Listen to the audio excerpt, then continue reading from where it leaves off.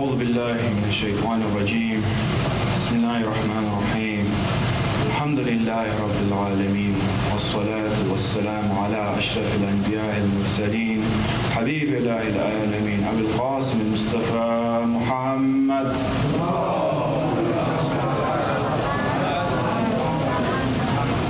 وعلى أهل بيته الطيبين الطاهرين المعصومين. Assalamu alaikum, dear brothers and sisters. Yesterday we discussed the topic of the question when you are asked, why do we attend the majalis of Imam Hussain alayhi salam? And we thoroughly looked through the answers and what we should respond in regards to these questions and how we should be able to respond to them. And now, today inshallah, I'd like to discuss a different question, one that we may also be posed and one that we may also be confused about, what we should respond to in regards to these questions. Some people, they may come to us and they may ask us, why do you cry and why do you wail for Imam Hussain alayhi salam? Why is it that you cry for someone who had passed 1400 years ago? And what benefit does it for you? Is it for you to cry for them? For these people are long gone and they are in their graves. Why do you cry for them and why do you beat your chest as such? When we are posed this question, we don't really know the answer, because sometimes we might also be confused on what exactly the reason would be. They may also pose us this ayah of the Quran, Inna Allaha ma'as sabirin. They say that you people, you do not practice your patience. You are not patient. This is why you wail and you cry when you can practice patience, and Allah is with those. So on first inspection of this argument, we may be confused in regards to it, and we might think this is a very good argument. Why exactly is it? But on deeper inspection, when we really think about it, we can understand that this is a foolish argument and a foolish question that can be asked, because it is very simple, the answer in which we can answer to them. That why do we wail and why do we cry? For Aba Abdillah Hussain. So, is patience, does it mean that tears cannot come out of our eyes?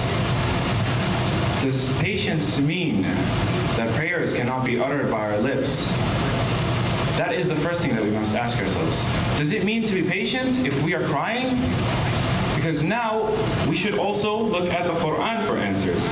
And in the Quran we have ayahs such as this, where it says, Bismillahir Rahmanir Rahim, إِذَا تُتْلَى عَلَيْهِمْ آيَةُ الرَّحْمَنِ خَرُّوا سُجَّدًا وَبُكِيًّا. This is an ayah, and here's what it translates to. It says, whenever the signs of Allah, the most gracious, were rehearsed to them, and these are to the Muslims, what did they do? They would fall down in prostrate adoration.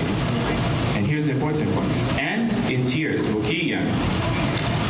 So already in the Quran we can see that when the signs are shown, that these people, they show their tears, they already cry. So why is it that one can say that such crying is a wrong thing to do? And we can look at another verse in the Quran. We have, Bismillah ar-Rahman ar-Rahim, وَمَا بِكُم مِّن نَعْمَةٍ فَمِنَ اللَّهِ ثُمَّ إِذَا مَسُّكُمُ الضُّرُّ فَإِلَيْهِ تُجْأَرُونَ. What does this mean? We see here it says, and you have no good thing, but it is from Allah subhanahu wa ta'ala. And moreover, when you are touched by distress, onto Him you cry with groans. So even in this verse, we can clearly see that when we are shown distress, Allah subhanahu wa ta'ala, He tells us to go towards Him and to cry to Him. So for someone to say that crying is such an incorrect action to do, they're clearly going against the Quran, because we can clearly see that it tells us that when they hear the verses of all the signs of Allah, that they prostrate and they cry. And also when you're shown distress, that you show that you cry. So even here we can understand the Quran shows these people that crying is not something that it shows that we are not patient. Rather, it is also a way that we show our love. Does patience mean that tears cannot flow from the eyes and prayers cannot be uttered? As I said before, Indeed, if tears do flow from the eyes, if sighs of grief escape the lips, it is hard to control the heart.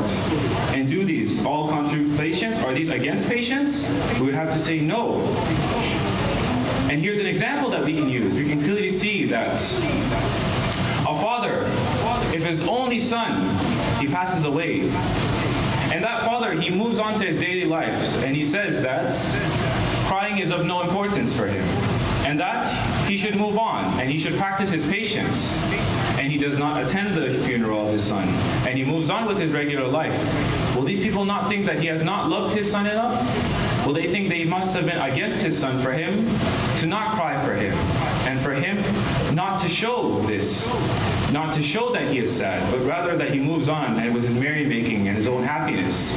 We must show that we are sad sometimes, and we must show our heart. We must show that we cry. And what else makes us cry? In which the story, in which many people say, even softens the coldest of hearts. The story of Ashura. Of course it makes us cry. And this is part of our own nature. A religion that is against the nature of a human is not a religion that can be followed. This is an important point here. If Allah subhanahu wa ta'ala gave us a religion in which we cannot even show our emotions, if we are sad and we hear such stories, we are not allowed to be sad, we are not allowed to cry, then this would be a religion that is not worthy of being followed because it was against our own human nature. So this is also a very important point to look at. In fact, even the opposite can be seen. When we show grief and we show that we cry, we are showing patience. And what do I mean by this? When someone, calamity befalls them and they go into difficulties, they have many options. And one of those options is to cry in result of it. And they do not, for example, go out and exact revenge to the one that has caused them this. And they do not cause any more issues for them. They sit there and they practice their patience. They cry and they show this as a response to that. Instead, so that we can see that this person, we can tell and say that he is patient. He's not going out, he is not exacting revenge on someone who has caused him difficulties. Instead, he sits and he cries in this. He shows grief instead. This is patience for someone. So clearly we can see that it is a way of showing patience, not in something which is against patience. That is the opposite. We can see that they can go hand in hand. They can go together. And something else we can say in regards to this question, we can also pose this. Do we not have hadiths that show that crying has its own benefits? I'll read some for you here. We have a hadith here from Rayyan ibn Shabib. He narrates from Imam Hussain. He says, O son of Shabib, should you weep for Hussain to the extent that tears roll down your cheeks? Allah will forgive all your sins, whether they be great sins or small sins, and whether they be meager or immense. And the Imam also informed, those who weep should weep over the likes of Hussain, for surely weeping over him does away with one's greatest sins. So clearly in this hadith we can see that even this weeping and this wailing, it has its own benefits for us. That we are forgiven our own sins for weeping. And even we have another hadith. It's from Imam Baqir. He informs us, he says, one who sheds tears while mourning for Hussain, Allah places him in paradise.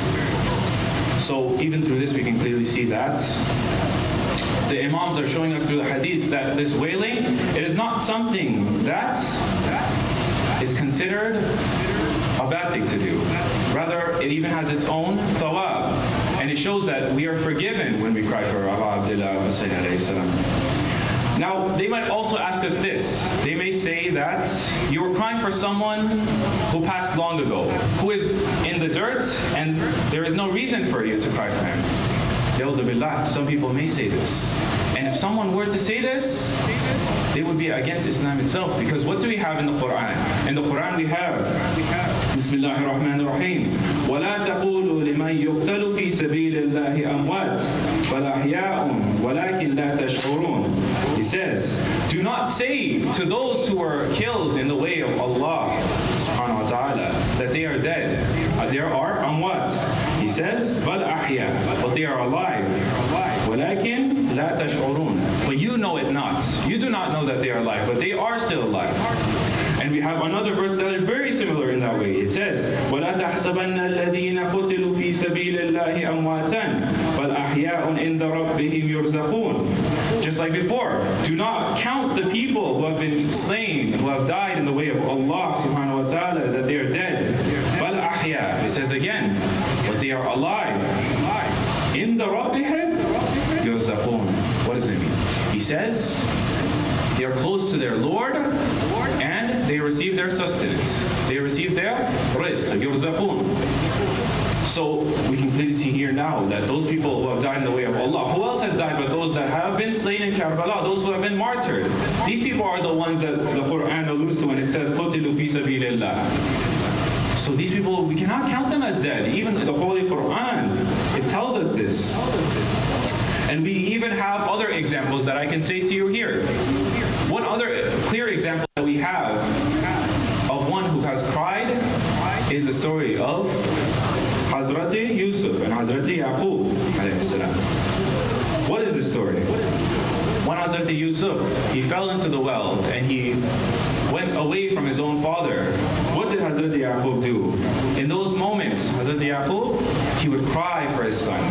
He would wail for his son, for he was away from him for such a long period. And this was his most beloved son there.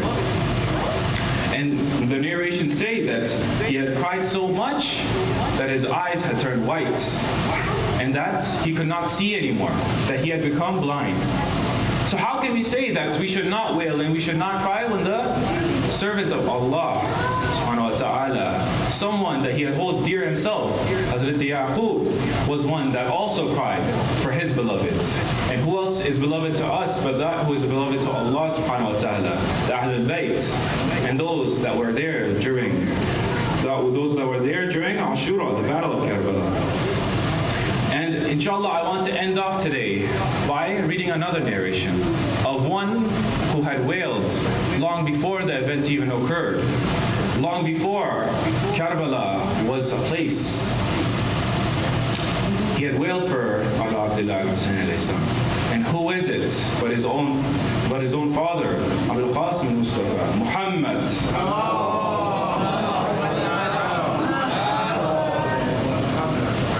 We have narrations of his own grandfather crying for him. And I'm going to read for those for you today. We'll read a few of them, not to take too much time. It is said that Salama, she has reported this. Al-Hussain entered on the Prophet ﷺ while I was sitting at the door. So I saw in the hand of the Prophet ﷺ something he was turning over while Hussain was sleeping on his stomach. I said, O Messenger of Allah, I looked and I saw you turning something over in your hand when the kid was sleeping on your stomach, and tears were pouring.